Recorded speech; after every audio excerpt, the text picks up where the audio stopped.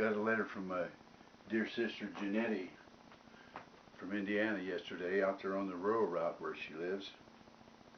And it starts out by saying, "My dearest little brother, November the 10th, 2014. Today I find myself at loose ends. No, that doesn't mean that I'm sagging in the middle. It means that I have nothing that really needs doing.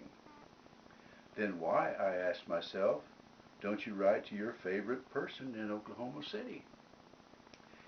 Myself readily complied with this, and you have this missile.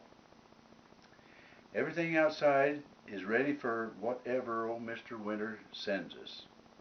Inside, I've been doing things and going through and cataloging things, mostly junk.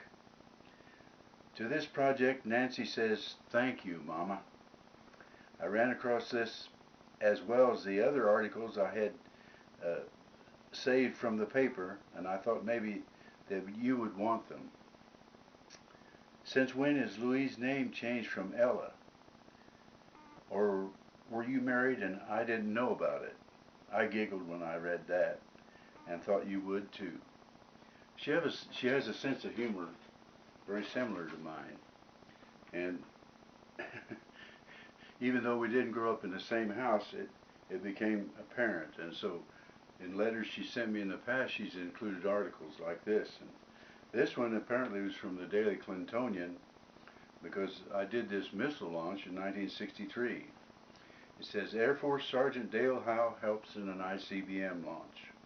Lompoc, California.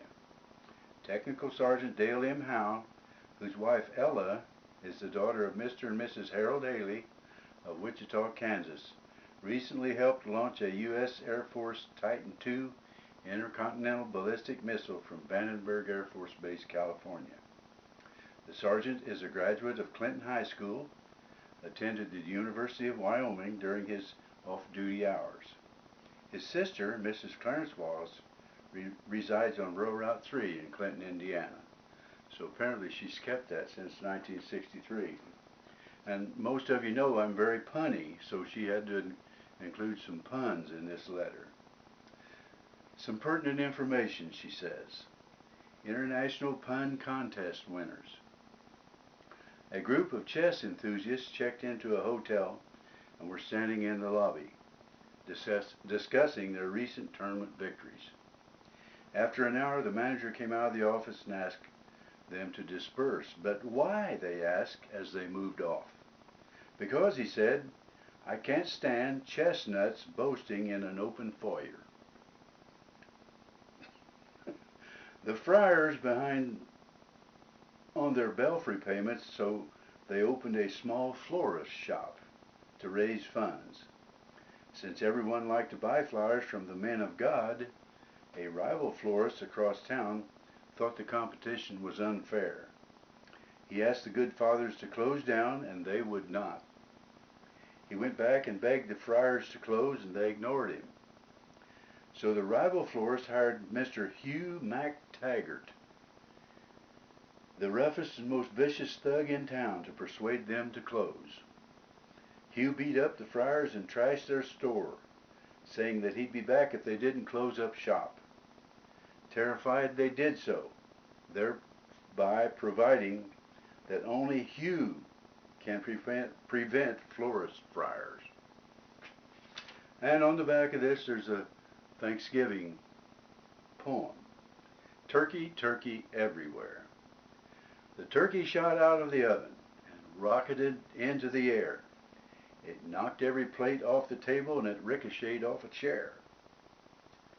It ricocheted into the corner and burst with a deafening boom, then splattered all over the kitchen, completely obscuring the room. It stuck to the walls and the windows. It totally coated the floor.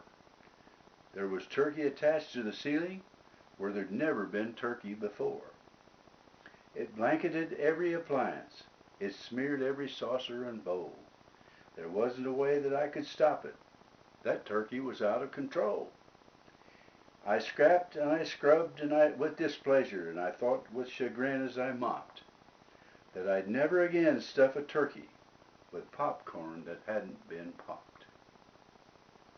And at the bottom she puts, "I liked this."